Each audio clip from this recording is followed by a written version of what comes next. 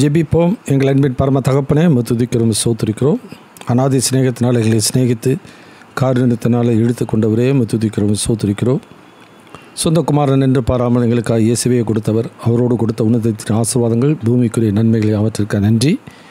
எங்களுக்கு தந்தன பரிசுத்த ஆவியானவருக்கான நன்றி. எழுதி கொடுத்த ஜீவனுள்ள வார்த்தைகளுக்கான நன்றி. வாக்குத்தத்தங்களுக்கான நன்றி.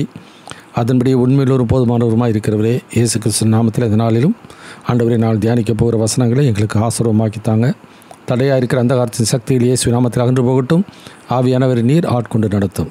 இயேசு நாமத்தில் வேண்டி கேட்டுக்கொள்கிறோம் பரமபிதாவே, ஆமென்.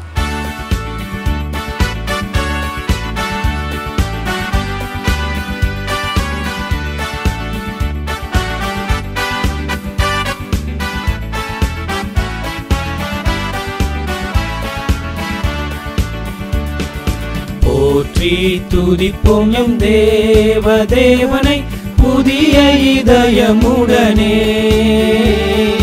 போற்றி துதிப்போம் நம் தேவனை புதிய இதயமுடனே.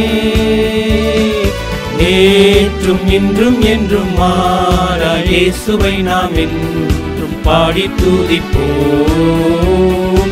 நேற்றும் இன்றும் என்றும் மாறா இயேசுவை நாம் என்றும் பாடி துதிப்போம். அல்லேலூயா, இயேசு என்னும் நாமமே என் ஆத்துமாவின் கீதமே. என் நேசரேசுவை நான் என்றும் ஏற்றி மகிழ்ந்திடுவேன். என் நேசரேசுவை நான் என்றும் ஏற்றி மகிழ்ந்திடுவேன்.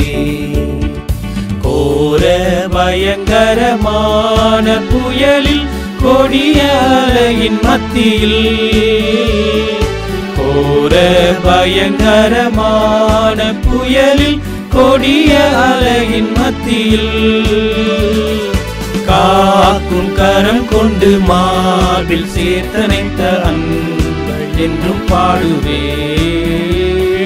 காக்கும் கரம் கொண்டு மார்பில் சேர்த்தனைத்த அன்பை என்றும் பாடுவேன். அல்லேலூயா, இயேசு என்னும் நாமமே என் ஆத்துமாவின் கீதமே. என் நேசரேசுவை நான் என்றும் ஏற்றி மகிழ்ந்திடுவேன்.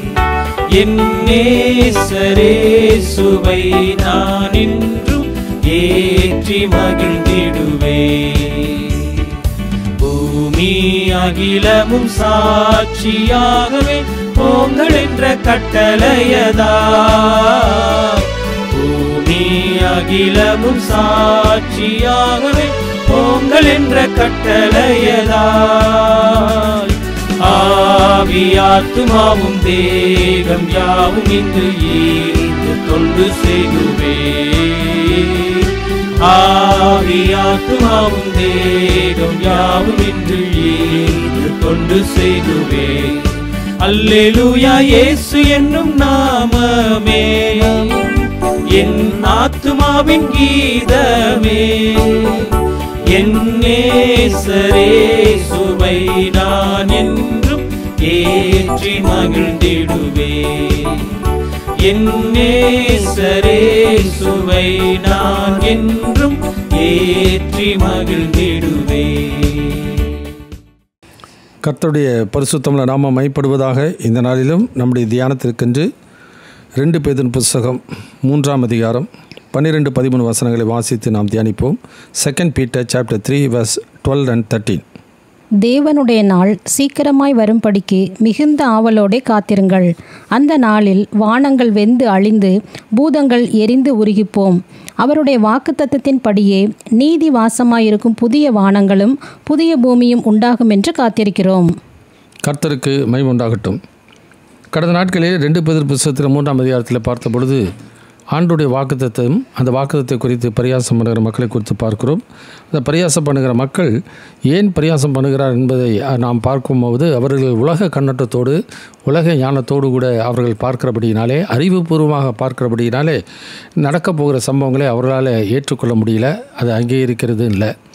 அதனால் என்ன பண்ணுவாங்க, கடந்த நாட்கள் உண்டான நியாய தீர்ப்பை அவர்கள் ஏற்றுக்கொள்கிறதில்ல, அதை அங்கீகரிக்கிறதில்லை, அதற்கு வேறு ஏதாச்சும் காரணம் சொல்கிறார்கள்.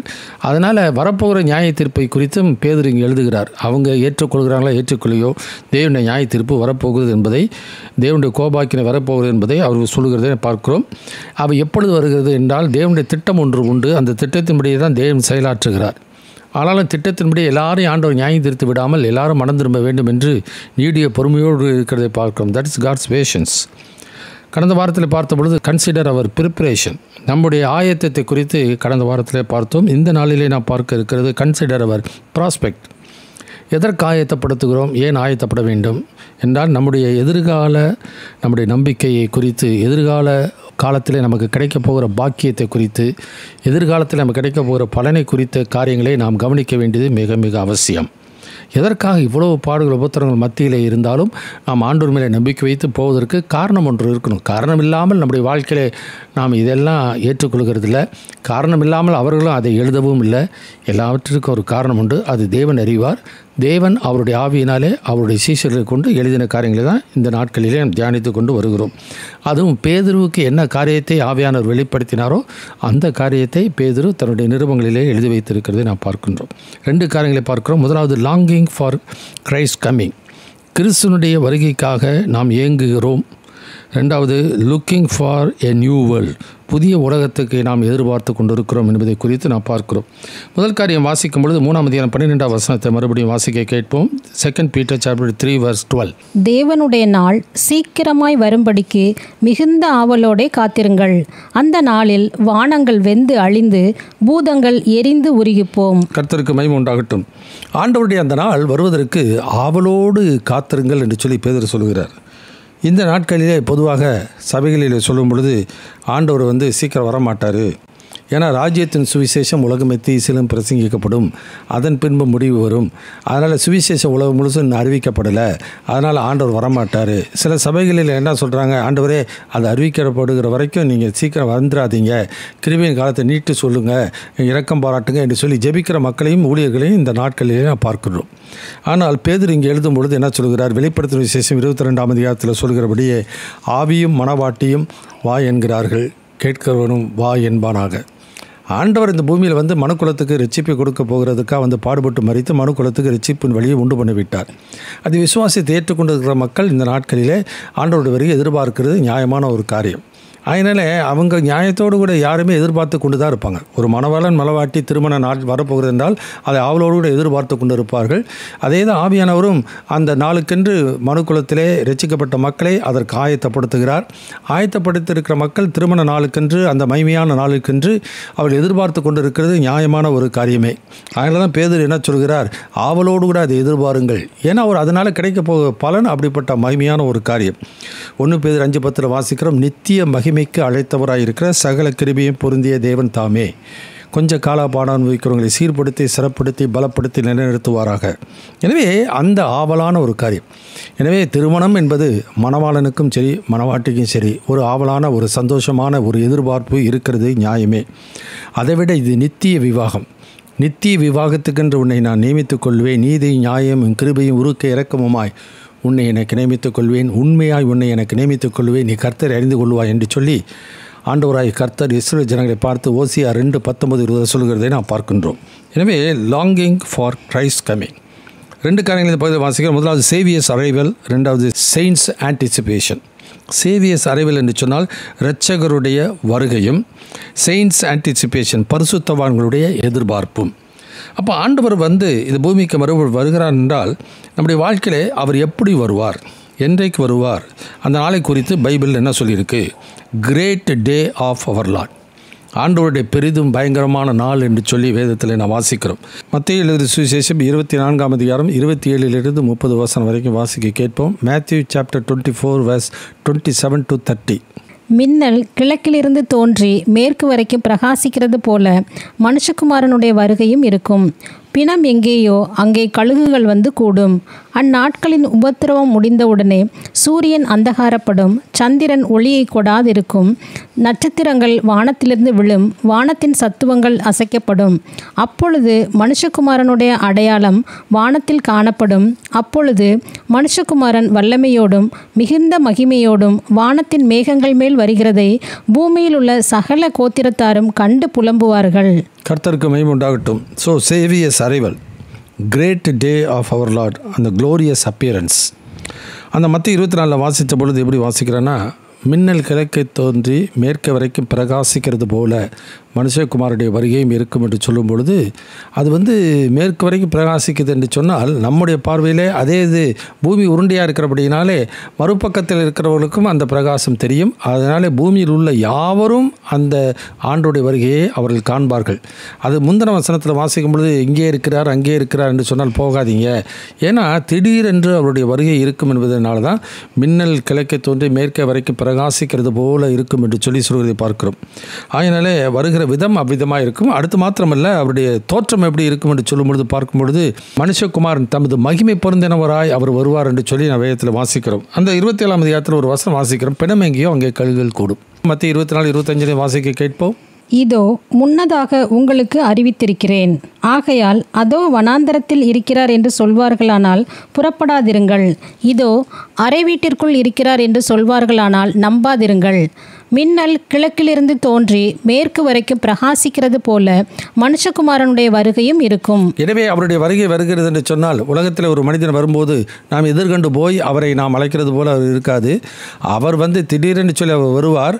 வருகிற இடத்திலே அவர் எப்படி பிணம் எங்கேயோ அங்கே கழுகுகள் கூடும் என்பது போல் அவர் இருக்கிற இடத்திலே தம்முடையவர்களே ஆண்டவர் கூட்டி சேர்ப்பார். எப்படி பிணம் இருக்கிற இடத்துல கல்கு தண்ணீரை தானே கூடி வருகிறதோ, அதுபோல் இயேசு இருக்கிற இடத்துல தம்முடையவர்களே ஆண்டவர் கூட்டி சேர்ப்பார் என்பதை பார்க்கிறோம். அது மாத்திரமல்ல, தொடர்ந்து அந்த வசனத்தில் வாசிக்கும் பொழுது மத்திய 24 தொடர்ந்து வாசிக்கும்போது எப்படி வருவாராம் இன்னும் வாசிக்க கேட்போம். வலுவாய் தொனிக்கும் எக்கால சத்தத்தோடு அவர் தமது தூதர்களை அனுப்புவார். அவர்கள் அவரால் தெரிந்து கொள்ளப்பட்டவர்களை வானத்தின் ஒரு முனை முதற்கொண்டு மறுமுனை மட்டும் 4 திசைகளிலும் இருந்து கூட்டி சேர்ப்பார்கள். எனவே அவர்களால் தெரிந்து கொள்ளப்பட்டவர்களை அவருடைய தூதர்களை கூட்டி சேர்ப்பார்கள் என்று சொல்லி பார்க்கிறோம். இன்னும் மத்திய 25ஆம் அதிகாரம் 31ஆம் வசனத்தை வாசிக்க கேட்போம். Matthew chapter 25:31. அன்றியும் மனுஷகுமாரன் தமது மகிமை பொருந்தினவராய் சகல பரிசுத்த தூதரோடும் கூட வரும்போது தமது மகிமையுள்ள சிங்காசனத்தின் மேல் வீற்றிருப்பார். மகிமையுள்ள சிங்காசனத்தின் மேலே, க்ளோரியஸ் அப்பியரன்ஸ். இன்னும் நிறைய வாசிக்க முடியும். ரெவலேஷன் சாப்டர் 6:17, வெளிப்படுத்தல் 6:17 இப்படி வாசிக்கிறோம். அவருடைய கோபாக்கினையின் மகா நாள் வந்துவிட்டது, யார் நிலைநிற்கக்கூடும் என்றார்கள். எனவே அவருடைய கோபாக்கினையின் மகா நாள், யாரும் நிலைநிற்கக்கூடாதபடிக்கு அது பயங்கரமான ஒரு நாள், கர்த்தருடைய பெரிதும் பயங்கரமான நாள் வருகிறதுக்கு முன்னே சூரியன் இருளும் சந்திரன் தன் ஒளி கொடாதிருக்கும். அப்போ அதெல்லாம் இருட்டாயிரும். அப்போ வானத்தின் சத்துவங்கள் அசைக்கப்படும், நட்சத்திரங்கள் விழுந்துடும், சூரியன் இருளும் சந்திரன் தன்னொழி கிடாது இருக்கும். அப்போ எங்கே பார்த்தாலும் ஒரே இருட்டு. திடீரென்று சொல்லி மின்னல் பிரகாசிக்கிறது போல ஆண்டுடைய மகிமையின் பிரசன்னம் அங்கே மேலே மேகத்திலே காணப்படும். இதோ மேகங்களோடு கூட வருகிறார், கண்கள் யாவும் அவரை காணும்படியாக மகிமையுள்ள சிங்காசனத்தில் அவர் வீற்றிருக்கிறவராய் ஆண்டவராய் இயேசு கிறிஸ்து இந்த பூமிக்கு வருவார். That is Xavier's arrival. 2ஆம் கரை வாசிக்கும்பொழுது அதில் செயின்ட்ஸ் ஆன்டிசிபேஷன், அந்த வருகையை தான் இன்றைக்கு பிரசுத்தவான்களாக நாம் இந்த நாட்களிலே நாம் எதிர்பார்த்து கொண்டிருக்கிறோம். எனவே அந்த எதிர்பார்ப்போடு தான் நாம் இந்த உலகத்தில் வாழ்ந்து கொண்டிருக்கிறோம், ஒரு நம்பிக்கையோடு கூட தான் வாழ்ந்து கொண்டிருக்கிறோம். பேதுரு 1 பேதுரு புத்தகத்தில் 1ஆம் அதிகாரம் 6வது வசனத்தை சொல்லும் பொழுது, எனவே நமக்கு அந்த சுதந்திர பரலோகத்தில் வைக்கப்பட்டிருக்கிறது, எனவே துன்பப்பட வேண்டியது அவசியமானதால் பலவிதமான சோதனையினால் இப்பொழுது துக்கப்படுகிறீர்கள் என்று சொல்லி நம்முடைய வாழ்க்கையில் பாடுகள் பிரச்சனைகள் இருந்தாலும் கடைசி நாட்களிலே அது வெளிப்பட ஆயத்தமாக இருக்கிற ரட்சிப்புக்கு ஏதுவாக என்று சொல்கிறதை பார்க்கிறோம். அப்போ அந்த ரட்சிப்பு கடைசி நாட்களில் தான் வெளிப்பட போகிறது. அந்த வெளிப்பட போகிற அந்த ரட்சிப்புக்காக தான் இன்றைக்கு நாம் காத்து கொண்டிருக்கிறோம். எபிரேயர் 9:28 வாசிக்கும் பொழுது, தமக்காக காத்து கொண்டிருக்கிறவர்களுக்கு ரட்சிப்பை அருளும்படி 2வது தரம் பாவம் இல்லாமல் தரிசனமாவார். அப்போ ஏற்கனவே தான் நம்ம ரட்சிக்கப்பட்டிருக்கோமே. ஆம், நாம் ரட்சிக்கப்பட்டது எபேசியர் 2:8-9 வாசிக்கிறபடி, கிருபையினாலே விசுவாசத்தை கொண்டு ரட்சிக்கப்பட்டீர்கள், இது உங்களால் உண்டானதல்ல, இது தேவனுடைய ஈவு, ஒருவரும் பெருமை பாராட்டாதபடிக்கு இது கிரியைகளினால் உண்டாகாமல் கிருபையினால் உண்டாயிற்று. அது வரைக்கும் ஆண்டவராக இயேசுவை ஏற்றுக்கொள்கிற வரைக்கும் அவன் செய்த பாவங்கள், அக்கிரமங்கள், மீறுதல் எல்லாம் ஒரு சனப்பொழுதிலே ஆண்டவர் மன்னித்து விடுகிறார். அந்த சனப்பொழுதிலே ஆண்டவர் அவர்களை இரட்சிக்கிறார் கிருபையாய். இது எப்படி அந்த கள்ளன் ஆண்டவரே உடைய ராஜ்யத்து வரும்போது அடியனை நினைத்தருளும் என்று சொன்ன பொழுதே ஆண்டவர் சொல்கிறார், இன்றே என்னுடன் கூட பரகதியில் இருப்பாய். அது ரட்சிக்கப்பட்ட ஒரு அனுபவம். ஆனால் இந்த பூமியிலே வாழ்கிற நாள் வரைக்கும் அநேக போராட்டங்கள், பிரச்சனைகள், உலகத்தோடும் மாம்சத்தோடும், அது மாத்திரமல்ல பிசாசுடைய சோதனைகளோடு கூட நம்முடைய வாழ்க்கையில் பிரச்சனை வருகிற இந்த நாட்களிலே பிலிப்பியர் 2:12-13 வாசிக்கிறபடி உங்கள் ரட்சிப்பு நிறைவேற பிரயாசப்படுங்கள். ஏனெனில் தேவனே தமது தயவுள்ள சித்தத்தில் விருப்பத்தை செய்ய உங்களில் உண்டாக்குகிறார். இவ்விதமாகவே நாம் வாழ்ந்து கொண்டு வருகிறோம். வருகிறத்தினுடைய ஒரு முடிவு ஆண்டவராகிய இயேசுவினுடைய வருகை தான். இதை தான் நாம் எதிர்பார்த்து கொண்டிருக்கிறோம். அதனால் ரோமருக்கு நிருபம் 8ஆம் அதிகாரத்தில் நான் வாசிக்கும் பொழுது 21வது வசனத்திலிருந்து 23 வரைக்கும் வாசிக்க கேட்போம். Roman chapter 8:21-23. அந்த சிருஷ்டியானது சுய இஷ்டத்தினாலே அல்ல, கீழ்ப்படுத்தினவராலே மாயைக்கு கீழ்ப்பட்டிருக்கிறது. ஆகையால் நமக்கு தெரிந்திருக்கிறபடி இதுவரைக்கும் சர்வ சிருஷ்டியும் ஏகமாய் தவித்து பிரசவ வேதனை படுகிறது. அதுவும் அல்லாமல் ஆவியின் முதற் பலன்களை பெற்ற நாமும் கூட நம்முடைய சரீர மீட்பாகிய புத்திர சுவிகாரம் வருகிறதற்கு காத்திருந்து நமக்குள்ளே தவிக்கிறோம். எனவே நம்முடைய சரீர மீட்பாகிய புத்திர சுவிகாரம் வருகிறதுக்கு காத்து கொண்டிருந்து நமக்குள்ளே தவிக்கிறோம். அந்த தவிப்பு தான் ஆண்டவரே என்றைக்கு வருவீங்க, சீக்கிரமாக வாங்க என்று சொல்லி அந்த தவிப்பு, அந்த ஏக்கம் இன்றைக்கு ஒவ்வொரு பரிசுத்தவான்களுக்கு இருக்கும், உண்மையான பரிசுத்தவான்களுக்கு இருக்கும். அதுதான் விசுவாசத்தினுடைய நம்பிக்கையினுடைய உறுதியை நாம் பார்க்கின்றோம். அது மாத்திரம் 1 தெசலோனிக்கேயர் 4ஆம் அதிகாரம் 14-17 வசனத்தில் வாசிக்கும் பொழுது கர்த்தர் தாமே ஆரவாரத்தோடும் பிரதான சத்தத்தோடும் தேவ எக்காலத்தோடும் வானத்திலிருந்து இறங்கி வருவார். அப்பொழுது கிறிஸ்துவுக்குள் மரித்தவர்கள் முதலாவது எழுந்திருப்பார்கள். பின்பு உயிரோடு இருக்க நாமும் கர்த்தருக்கு எதிர்கொண்டு போக மேகங்கள் மேல் ஆகாயத்தில் எடுத்துக்கொள்ளப்பட்டு இவ்விதமாய் கர்த்தருடனே கூட இருப்போம். ஆகினாலே இந்த வார்த்தைகளினாலே ஒருவர் தேற்றுங்கள் என்று சொல்வதை பார்க்கிறோம். இன்னும் 2 தெசலோனிக்கேயர் 2ஆம் அதிகாரம் 1 வசனம் வாசிக்கிறோம். கர்த்தருடைய வருகையை நாம் அவரிடத்தில் சேர்க்கப்படுவதை குறித்து என்று சொல்கிறார். அங்கே பரௌசியா வெளிப்படையான ஒரு வருகை குறித்து தான் அங்கு சொல்லப்படுகிறதை நாம் பார்க்கிறோம். ஏன்னா விசுவாச துரோகம் முந்தி நேரிட்டு கேட்டின் மகனாகிய பாவ மனுஷன் வெளிப்பட்டால் ஒழிய அந்த நாள் வராது. அந்த விசுவாச துரோகம் என்று சொல்லும் பொழுது டிபார்ச்சர், அதாவது இந்த செயின்ஸ் ஆன்டிசிபேஷன் என்ன, அவர் டெலிவரன்ஸ் அண்ட் அவர் டிபார்ச்சர். நம்முடைய விடுதலை என்ன? விடுதலை இந்த சரீர மீட்பு. இந்த அழிவுள்ள அந்த சரீரமானது அழியாமை தரித்து கொள்ள வேண்டும். சாவுக்கு எதுவான சரீரம் சாவாமை தரித்து கொண்டும் ஜென்ம சரீரம் மறைந்து போய் ஆவிக்குரிய சரீரம் வர வேண்டும். எனவே சரீரத்தில் மண்ணிலே மரித்து இருக்கிற பரிசுத்தவானுடைய சரீரம் மகிமையுள்ள சரீரமாக எழுந்திருக்க வேண்டும். இந்த எதிர்பார்ப்போடு தான் நாம் வாழ்ந்து கொண்டிருக்கிறோம். அந்த நம்பிக்கையோடு கூட தான் வாழ்ந்து கொண்டிருக்கிறோம். அதாவது 1 தெசலோனிக்கேயர் 4:13 பவுல் பக்தன் சொல்கிறான், நீங்கள் நம்பிக்கையற்றவர்களான மற்றவர்களைப் போல துக்கித்து அறிவில்லாதிருக்க மனதில்லை. இயேசுவானவர் மரித்து பின்பு உயிரோடு எழுந்தார் என்று விசுவாசிக்கிறோமே, அப்படியே கர்த்தருக்குள் நித்திரை அடைந்தவர்களையும் தேவன் அவரோடு கொண்டு வருவார். எனவே இந்த வார்த்தைகளினாலே ஒருவர் தேற்றுங்கள். That is saint's anticipation. ஒரு பரிசுத்தவானுடைய எதிர்பார்ப்பு ஆவலும் அதுதான். எனவே டிபார்ச்சர்னு சொல்லும் பொழுது இன்றைக்கு ரகசிய வருகை சபையானது எடுத்துக்கொள்ளப்படுகிறது. அங்கே சொல்லப்படுகிற வார்த்தை டிபார்ச்சர் சொல்லப்படுகிறது விசுவாச துரோகத்தை. அதாவது 2 இடத்துல தான் அந்த வார்த்தை வருகிறது. அது அப்போஸ்தலர் நடவடிக்கை புத்தகம் 21ஆம் அதிகாரம் 21வது வசனத்தில் வருகிறது. அடுத்தது இந்த 2 தெசலோனிக்கேயர் 2ஆம் அதிகாரத்தில் தான் 3-4 வசனங்களை வாசிக்கும் பொழுது விசுவாச துரோகம் என்று சொல்லப்படுகிற ஒரு வார்த்தை 2 இடத்துல தான் வருகிறது. அது என்னன்னாக்கா தேவன் ஏற்படுத்தின நியமனத்துக்கு மாறாக போகிறது. எனவே அந்த 21-22 அப்போஸ்தலர் நடவடிக்கை வாசிக்கும் போது மோசேயின் மூலமாய் கொடுக்கப்பட்ட நியமனத்துக்கு மாறாக விரோதமாக பவுல் சொல்லுகிறார் என்று சொல்கிறாங்க. அதே விதமாக ஆண்டவர் ஏற்படுத்தின நியமனத்துக்கு விரோதமாக மாறாக இன்றைக்கு என்ன பண்ணுவாங்க, இந்த கடைசி நாட்களில் அநேக போதனைகள் வரும். அதை நம்பிக்கொண்டு என்ன பண்ணுவாங்க, அநேகர் விசுவாசத்தை விட்டு வழுவி போவார்கள், விலகி போய் விடுவார்கள். அதுதான் விசுவாச துரோகம் என்று சொல்லி நான் பார்க்கிறோம். எனவே அந்த விலகுதலை தான் இங்கே ஆவியானவர் எழுதி வைத்திருக்கிறார் ஒழிய சபை எடுத்துக்கொள்ளப்படுதலை குறித்து சொல்லப்படலை. சபை எப்பொழுது எடுத்துக்கொள்ளப்படும்? அவர் வரும்போது எடுத்துக்கொள்ளப்படும். அது 1 தெசலோனிக்கேயர் 4ஆம் அதிகாரத்தில் தெளிவாக இருக்கிறது. கர்த்தர் தாமே ஆரவாரத்தோடும் பிரதான தூதனுடைய சத்தத்தோடும் தேவ எக்காலத்தோடும் வானத்திலிருந்து இறங்கி வருவார். அப்போ வானத்திலிருந்து இறங்கி வருகிற அப்பொழுது தான் எடுத்துக்கொள்ளப்படுவார்களே ஒழிய எடுத்துக்கொள்வதற்காக அவர் வரவில்லை. இன்றைக்கி நிறைய பேர் எடுத்துக்கொள்வதற்காக வருவது போல் இன்றைக்கி பிரசங்கம் பண்ணுறாங்க. அப்படி இல்லை. அங்கே வசனம் வரும்போது எடுத்துக்கொள்வார்னு தான் அங்கே இருக்கிறது. எனவே தட் இஸ் சயின்ஸ் ஆன்டிசிபேஷன். உண்மையான பரிசுத்தவானுடைய எதிர்பார்ப்பு அதுதான். எனவே அவர் டெலிவரன்ஸ் என்ன விதமான விடுதலை? இந்த அழிந்து போகிற இந்த சரீரத்திலிருந்து ஆண்டவர் நமக்கு ஒரு மீட்பு கொடுக்க போகிறார். இன்றைக்கி நாம் மீட்கப்பட்டிருக்கிறோம். 1 பேதுரு 1:19 வாசிக்கிறபடியே குற்றமில்லாத மாசற்ற ஆட்டுக்குட்டியாக கிறிஸ்துவின் வெளியேறப்பெற்ற இரத்தத்தினாலே மீட்கப்பட்டீர்கள் என்று அறிந்திருக்கிறீர்களே. வெறும் நம்முடைய ஆத்மாவை மீட்டு விட்டார். ஆனால் இந்த சரீரம் பலவீனமான சரீரம், ஜென்ம சரீரம், அழிவுக்கு எதுவான சரீரம் தான், பூமிக்கு சரீரம் தான். எபேசியர் 1 வாசிக்கும் பொழுது, நீங்கள் ஒரு ரட்சிப்பின் சுவிசேஷமாக சத்திய வசனத்தை கேட்டு விசுவாசிகள் ஆன பொழுது வாக்குத்தத்தம் பண்ணப்பட்ட பரிசுத்த ஆவியால் அவருக்கு முத்திரை போடப்பட்டீர்கள், அவருக்கு சொந்தமானவர்கள், அவருடைய மகிமைக்கு புகழ்ச்சியாக மீட்கப்படுவார்கள் என்பதற்கு ஆவியானவர் நம்முடைய சுதந்திரத்தின் அச்சாரமாக இருக்கிறார். எனவே அந்த நம்பிக்கையோடு தான் இந்த உலகத்தில் நாம் வாழ்ந்து கொண்டிருக்கிறோம். எனவே தட் இஸ் அவர் லாங்கிங். அதுதான் நம்முடைய வாழ்க்கையில் இருக்கின்ற ஒரு ஏக்கம், ஒரு ஏக்கத்தோடு கூட ஏங்குதல், அந்த ஒரு ஆவலோடு கூட எதிர்பார்க்கிறது கொண்டிருக்கிற ஒரு காரியம். எனவே தான் பேதுரு அந்த இடத்துல சொல்லும் பொழுது 3:12 சொல்லும் பொழுது பேதுரு சொல்கிற காரியத்தை மறுபடியும் வாசிக்க கேட்போம். தேவனுடைய நாள் சீக்கிரமாய் வரும்படிக்கு மிகுந்த ஆவலோடே காத்திருங்கள். எனவே அந்த ஆவலோடு நாம் காத்து கொண்டிருக்க வேண்டியது அவசியம்.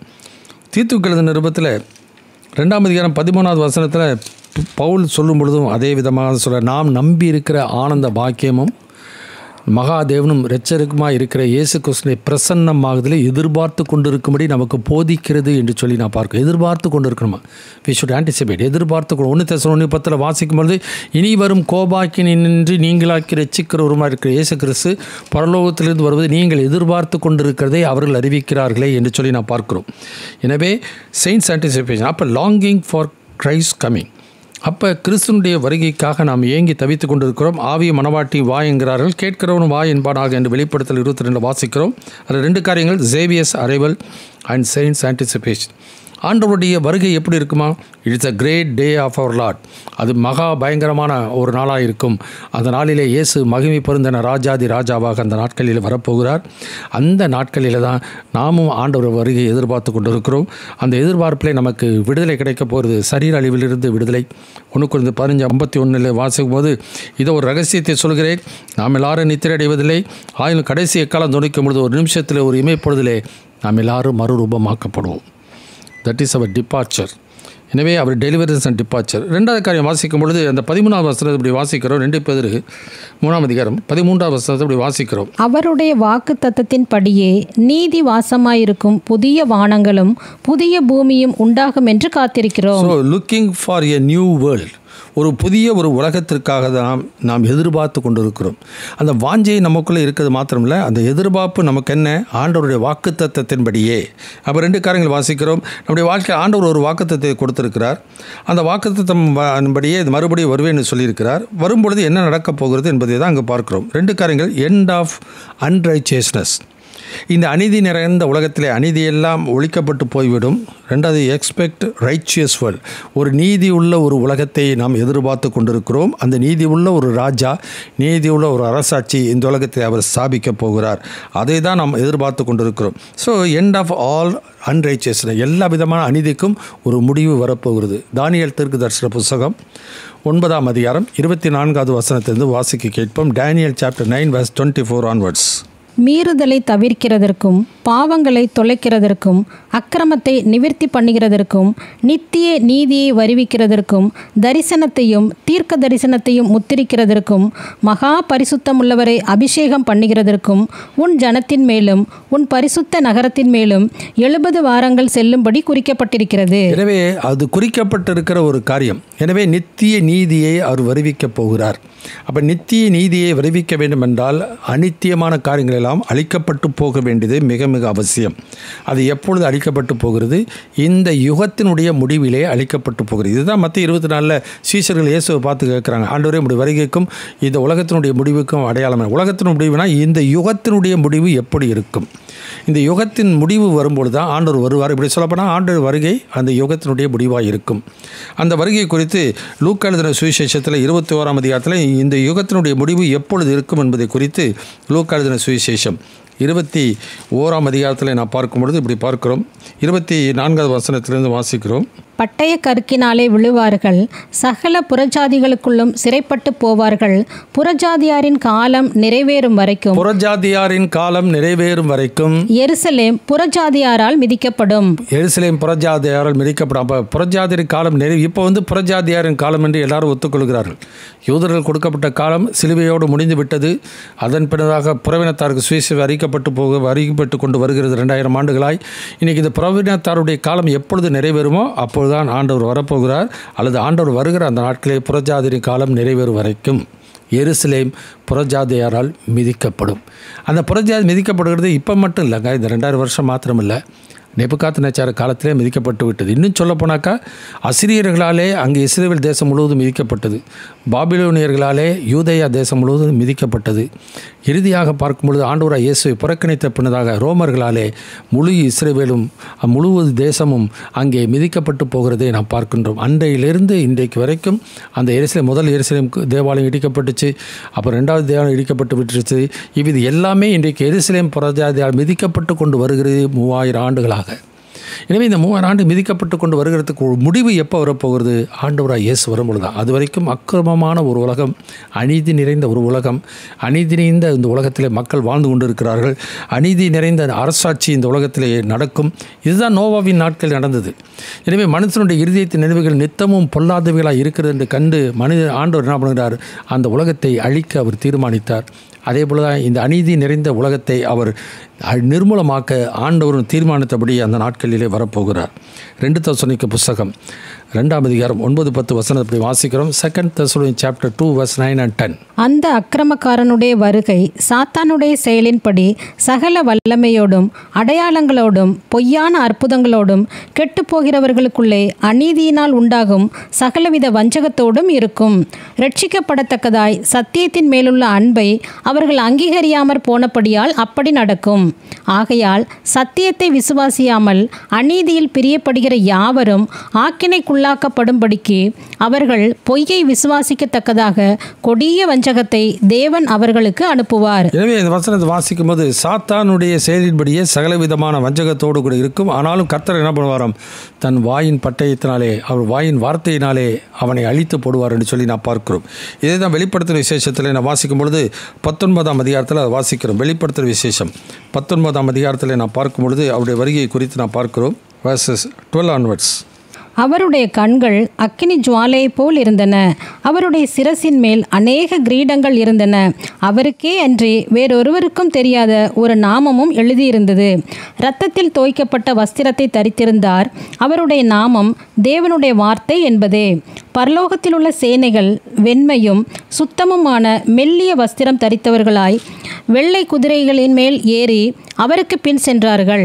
புறஜாதிகளை வெட்டும்படிக்கு அவருடைய வாயிலிருந்து கூர்மையான பட்டயம் புறப்படுகிறது. இருப்பு கோலால் அவர்களை அரசாளுவார். அவர் சர்வ வல்லமையுள்ள தேவனுடைய உக்கிர கோபமாகிய மதுவுள்ள ஆலையை மிதிக்கிறார். ராஜாதி ராஜா, கர்த்தாதி கர்த்தா என்னும் நாமம் அவருடைய வஸ்திரத்தின் மேலும் அவருடைய தொடையின் மேலும் எழுதப்பட்டிருந்தது. பின்பு ஒரு தூதன் சூரியனில் நிற்க கண்டேன்.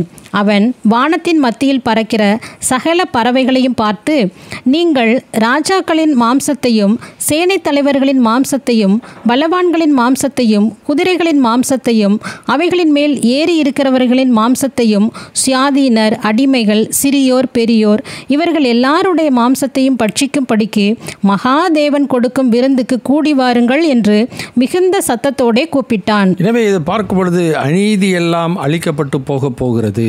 அதே வெளிப்படுத்துகிற விசேஷம் 11ஆம் அதிகாரம் 15வது வசனத்தை வாசிக்க கேட்போம். Revelation chapter 11 verse 15 onwards. 7ஆம் தூதன் எக்காளம் ஊதினான். அப்பொழுது உலகத்தின் ராஜ்யங்கள் நம்முடைய கர்த்தருக்கும் அவருடைய கிறிஸ்துவுக்கும் உரிய ராஜ்யங்கள் ஆயின. அவர் சதா காலங்களிலும் ராஜ்யபாரம் பண்ணுவார் என்றும் கம்பீர சத்தங்கள் வானத்தில் உண்டாயின.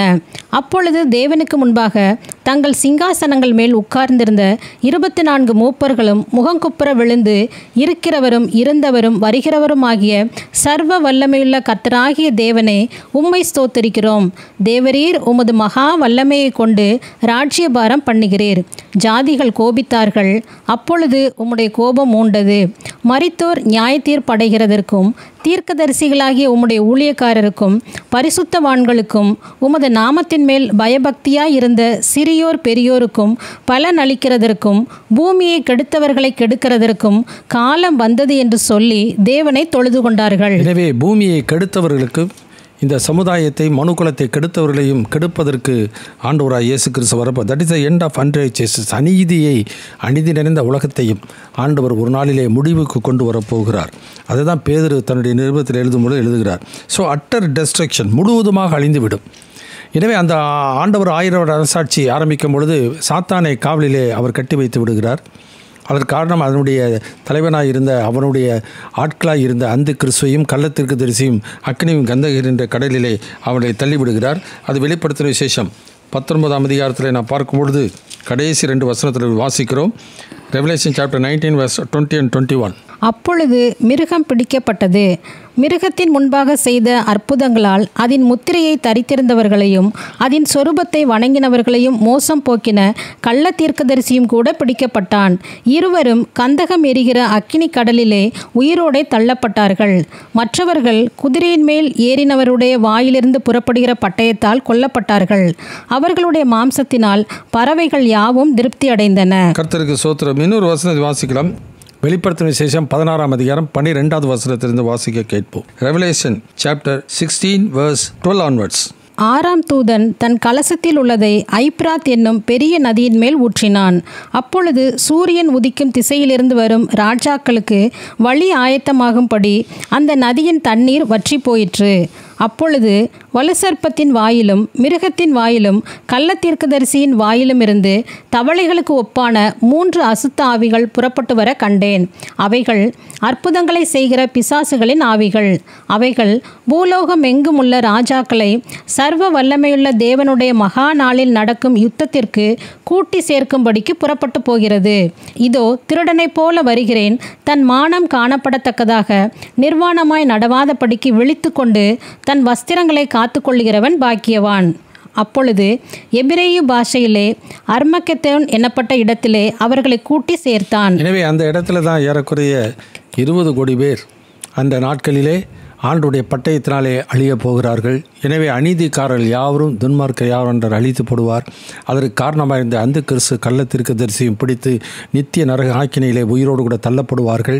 இதற்கெல்லாம் தலைவனாக இருந்த பிசாசை அவர் கட்டி போட்டு நீதி உள்ள ஒரு அரசாட்சியை 1000 வருடம் இந்த உலகத்திலே ஆண்டவர் அரசாட்சி செய்ய இருக்கின்றார். அவரோடு கூட அந்த பரிசுத்தவான்கள் யாவரும் ஆண்டவராக இயேசு மேலே நம்பிக்கை வைத்து விசுவாசத்தை காத்துக்கொண்ட யாவரும் அவரோடு கூட 1000 வருடம் அரசாட்சி செய்வார்கள்.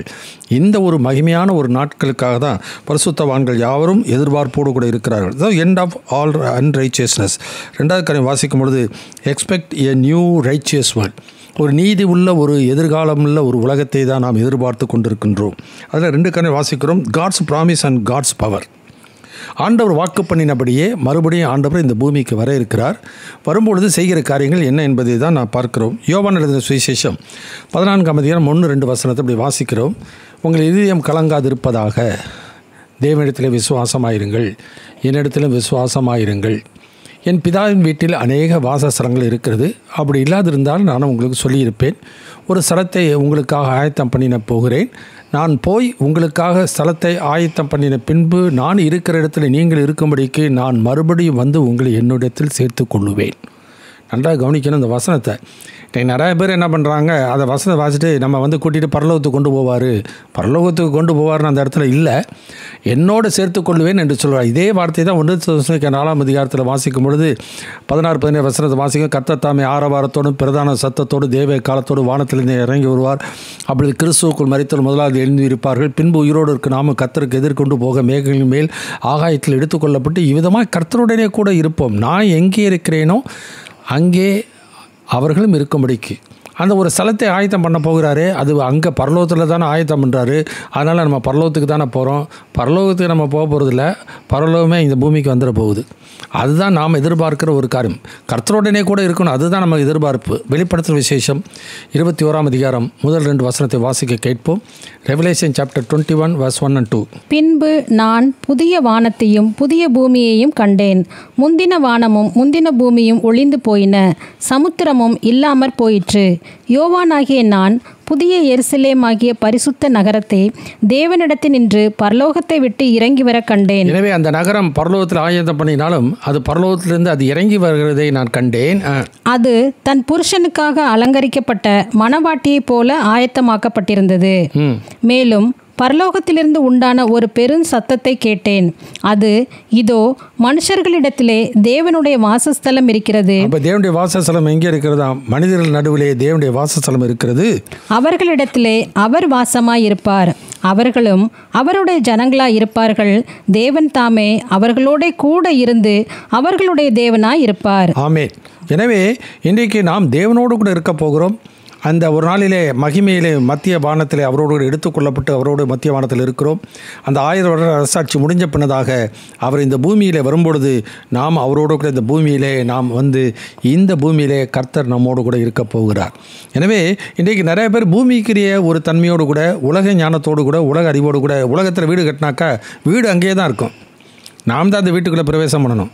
ஆனால் வீடு பரலோகத்தில் ஆயத்தம் பண்ண விட்டு நமக்காக பரலோகத்தில் இங்கே கொண்டு வரார் ஆண்டவர். இது ஆண்டவர் செய்கிற மகிமையான ஒரு காரியம். இது முடியுமா? இது ஆண்டவருடைய ஆற்றல். இல்லாததை இருக்கிறது போல் அழைக்கிற தெய்வம். வானத்திலே காணப்படுகிற அண்ட சராசரிகளையும் ஒரு சுருட்டப்பட்ட புஸ்தகம் போல சுருட்டி போடுகிற தேவன் அவர். எனவே சூரியனிலும் சந்திரன் தன் ஒளி கூடாது இருக்கும். எனவே அவருடைய ஆற்றலுக்கு அளவே இல்லை. அப்படிப்பட்ட ஆற்றலுள்ள தெய்வம் தான் வாக்கு பண்ணியிருக்கிறார். அந்த வாக்கு பண்ணினபடினால தான் நாம் அவரோடு கூட அதை எதிர்பார்த்து கொண்டிருக்கிறோம் நம்முடைய வாழ்க்கையில்.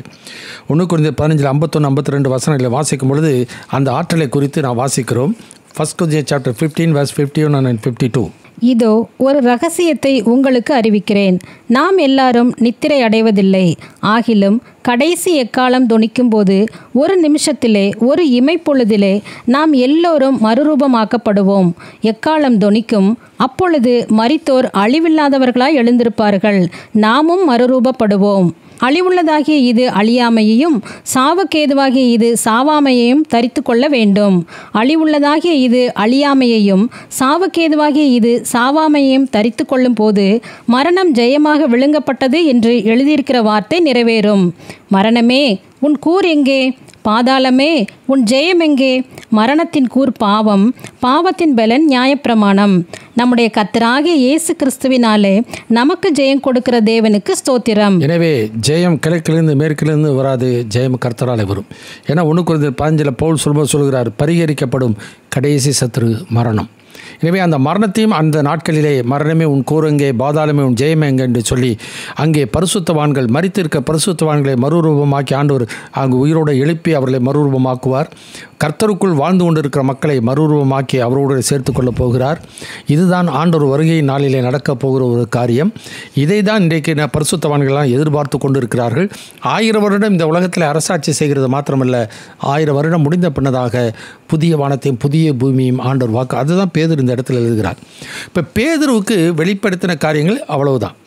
ஆனால் பவுலுக்கு வெளிப்படுத்தின காரியங்கள் பேதுருவுக்கு தெரியாது. ஏன்னா 2 Peter 3:15 வாசிக்கும் பொழுது இப்படி வாசிக்கிறோம். 2 Peter 3:15 2 Peter chapter 3 verse 15. மேலும் நம்முடைய கர்த்தரின் நீடிய பொறுமையை ரட்சிப்பு என்று எண்ணுங்கள். நமக்கு பிரியமான சகோதரனாகிய பவுலும் தனக்கு அருளப்பட்ட ஞானத்தினாலே இப்படியே உங்களுக்கு எழுதியிருக்கிறான். எல்லா நிருபங்களிலும் இவைகளை குறித்து பேசியிருக்கிறான். அவன் சொன்னவைகளில் சில காரியங்கள் அறிகிறதற்கு அரிதாயிருக்கிறது. கல்லாதவர்களும் உறுதி இல்லாதவர்களும் மற்ற வேத வாக்கியங்களை புரட்டுகிறது போல தங்களுக்கு கேடு வரத்தக்கதாக இவைகளையும் புரட்டுகிறார்கள். எனவே பவுலுக்கு அருளப்பட்ட ஞானத்தின்படியே பவுல் இவைகளை குறித்தெல்லாம் எழுதியிருக்கிறார். எல்லா நிருபங்களையும் எழுதுகிறார் ஆண்டோடைய வருகை குறித்து. அது விசேஷமாக 1 Corinthians 1:15 சொல்லும்போது ஆதாமுக்குள் எல்லாரும் மரிக்கிறது போல கிறிஸ்துவுக்குள் எல்லாரும் உயிர்ப்பிக்கப்படுவார்கள். அதில் முதல் பலனானவர் கிறிஸ்து, பின்பு அவருடைய வருகையிலே அவருடையவர்கள் உயிர்ப்பிக்கப்படுவார்கள் என்று சொல்லிவிட்டு பரிகரிக்கப்படும் கடைசி சத்துரு மரணம் என்று சொல்லி நாம் பார்க்கின்றோம்.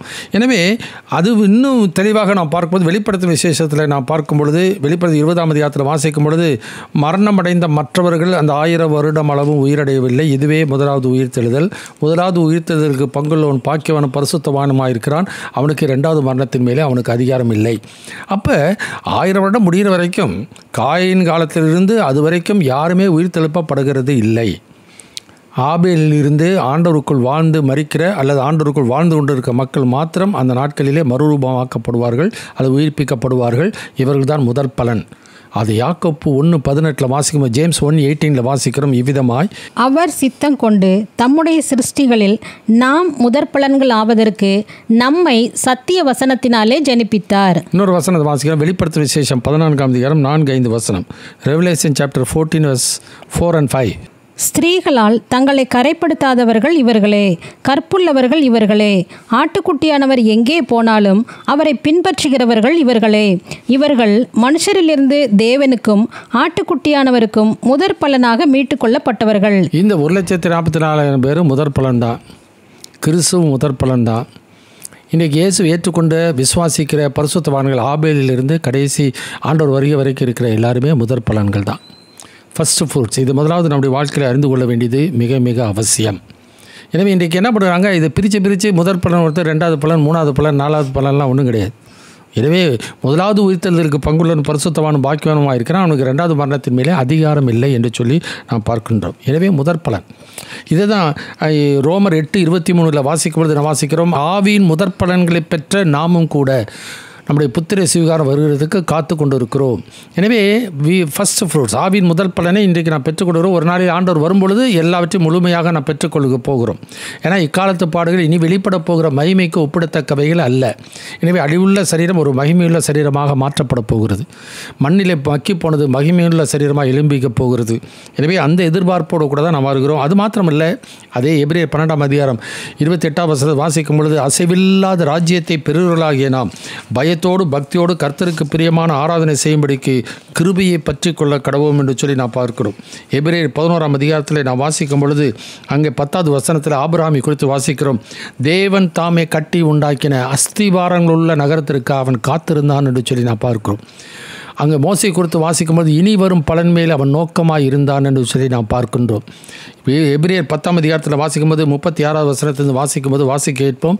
Hebrew chapter 10:36 onwards. நீங்கள் தேவனுடைய சித்தத்தின்படி செய்து வாக்குத்தத்தம் பண்ணப்பட்டதை பெறும்படிக்கு பொறுமை உங்களுக்கு வேண்டியதாக இருக்கிறது. வருகிறவர் இன்னும் கொஞ்ச காலத்தில் வருவார், தாமதம் பண்ணார். விசுவாசத்தினாலே நீதிமான் பிழைப்பான், பின்வாங்கி போவானானால் அவன் மேல் என் ஆத்துமா பிரியமாயிராது என்கிறார். நாமோ கெட்டுப்போக பின்வாங்குகிறவர்களாய் இராமல் ஆத்மா ஈடேற விசுவாசிக்கிறவர்களாய் இருக்கிறோம். கர்த்தருக்கு மகிமை உண்டாகட்டும். அதனால தான் பவுல் பிலிப்பியர் நிருபத்தில் சொல்கிறார், அநேகர் வேறு விதமாய் நடக்கிறார்கள், அவள் கிறிஸ்துவின் சிலுவைக்கு பயங்கர என்று உங்களுக்கு அநேகர் தானே சொன்னேன். இப்பொழுது கண்ணீரோடு கூட சொல்கிறேன், அவருடைய முடிவு அழிவு, அவர்கள் தேவன் வயிறு, அவருடைய மகிமையை, அவருடைய லட்சையை அவள் பூமிக்கு அடுத்தவளை சிந்திக்கிறாள். நாம் பூமிக்கு அடுத்தவளை சிந்திக்கக்கூடாது, மேலானவளை நாடணும், மேலானவளை தேடணும். எனவே தான் பேதுரு எழுதுகிறார், இனி வரும் பலன் மேல் நாம் நோக்கமாக இருக்க வேண்டியது மிக மிக அவசியம். ஏனெனில் தேவன் வாக்கு பண்ணியிருக்கிறார், ஒரு புதிய வானத்தையும் புதிய பூமியை நமக்கு வாக்கு பண்ணியிருக்கிறார். எனவே அந்த நாளிலே ஆண்டவர் வரும்பொழுது அந்த புதிய வானத்துக்குள்ளே புதிய மகிமையுள்ள ஒரு ராஜ்யத்துக்குள்ளே நம்மை மகிமையில் கொண்டு போய் சேர்க்கப் போகிறார். எனவே அதை எதிர்பார்த்து கொண்டிருங்கள் என்று தான் பேதுரு இங்கே எழுதுகிறதை நாம் பார்க்கின்றோம். எனவே தான் அதே பிலிப்பு 3:20 சொல்கிறார், நமது குடியிருப்போ பரலோகத்தில் இருக்கிறது, அங்கிருந்து கர்த்தராக இருக்கிற இயேசு இரட்சகர் வரை எதிர்பார்த்து கொண்டிருக்கிறோம். அவர் தமது வல்லமையான செயலின்படியே நம்முடைய அற்பமான சரீரத்தை தம்முடைய மகிமையான சரீரத்துக்கு ஒப்பாக மறுரூபமாக்குவார். That is our expectation. அதுதான் நம்முடைய எதிர்பார்ப்பு. எனவே தேவ மகிமை அடைவோம் என்கிற நம்பிக்கையினால் மேன்மை பாராட்டுகிறோம் என்று ரோமர் 5ஆம் அதிகாரத்தில் பவுல் பக்தன் எழுதுகிறதை நாம் பார்க்கின்றோம். எனவே நம்முடைய எதிர்பார்ப்பு இன்றைக்கு நீதி உள்ள ஒரு ராஜ்யம், அரசாட்சி செய்கிற நீதி உள்ள ராஜா ஆண்டவராக இயேசுவை தவிர வேறு யாருமே இல்லை. 119 142வது வசனத்தை வாசிக்கிறோம், அவருடைய நீதி நித்திய நீதி, அவருடைய வேதம் சத்தியம். எனவே அவர் சதா காலையிலும் அரசாட்சி செய்கிறார். அவர் ராஜ்யபாரத்துக்கு முடிவே இல்லை. அவர் நீதியுள்ள ஒரு ராஜா. அதனால தான் ராஜாதி ராஜா கர்த்தாதி கர்த்தா என்கிற நாமம் அவருடைய தொலையில் எழுதப்பட்டிருக்கிறதுன்னு சொல்லி நம்ம வேதத்திலே நான் வாசிக்கிறோம். எனவே அந்த ராஜா நமக்காக ஆயத்தமனை அந்த ராஜ்யத்துக்குள்ளே தான் நாம் பிரவேசிக்க போகிறோம். மத்திய 25 சொல்கிறார், உலகம் உண்டானது முதல் உங்களுக்காக ஆயத்த பண்ணப்பட்ட ராஜ்யத்துக்குள்ளே பிரவேசிங்கள் என்று சொல்லி வலது பக்கத்தில் இருக்கிற பார்த்து ஆசீர்வதித்து ஆண்டவராய் இயேசு கிறிஸ்து கூறுகிறதை நான் பார்க்கின்றோம். எபிரேயர் 12ஆம் அதிகாரத்தில் வாசிக்கும் பொழுது 26-27 வசனம் இப்படி வாசிக்கிறோம். Hebrew chapter 12:26 and 27. அவருடைய சத்தம் அப்பொழுது பூமியை அசைய பண்ணிற்று. இன்னும் ஒரு தரம் நான் பூமியை மாத்திரமல்ல வானத்தையும் அசைய பண்ணுவேன் என்று இப்பொழுது வாக்குத்தத்தம் செய்திருக்கிறார். இன்னும் ஒரு தரம் என்கிற சொல்லானது அசையாதவைகள் நிலைத்திருக்கத்தக்கதாக அசை உள்ளவைகள் உண்டாக்கப்பட்டவைகள் போல மாறிப்போம் என்பதை குறிக்கிறது. கர்த்தருக்கு மகிமை உண்டாகட்டும். எனவே ஒரு நாளிலே இன்றைக்கு காணப்படுகிறது எல்லாமே அது ஒரு நாளிலே மறைந்து போக போகிறது. காணப்படாதவைகளோ நித்தியமானவைகள். அது நமக்காக தேவன் ஆயத்தம் பண்ணியிருக்க நகரம் மாத்திரமல்ல, ஆண்டவருடைய மகிமையின் பிரசன்னம், அந்த ஆயரோட அரசாட்சி. எனவே அந்த மகிமையுள்ள அந்த நகரத்தை நமக்கு ஆயத்தம் பண்ணி அதிலே நம்மை குடியிருக்க பண்ண போகிறார். புதிய வானம் புதிய பூமியை நமக்காக ஆயத்தம் பண்ண போகிறார். இது நம்ம இன்னும் காணலை, அது நிலைத்திருக்க போகிற ஒரு காரியம். எனவே அதற்காக தான் நம்மை ஆண்டவர் இன்றைக்கு அழைத்து நம்மை ரட்சித்து நம்மை மீட்டு இன்றைக்கு ஆவியானவரை நமக்கு தந்து நாம் தரிசித்திடவான் விசுவாசித்து நடக்கும்படியான விசுவாச மார்க்கத்தை நமக்கு ஆண்டவர் கொடுத்திருக்கிறார். எனவே இன்று அவருடைய சத்தத்தை கேட்பீர்களாகில் சோதனை நாளில் நடந்தது போல உங்கள் இருதயங்களை கடினப்படுத்தாதீர்கள் என்று சொல்லி நான் பார்க்கிறோம்.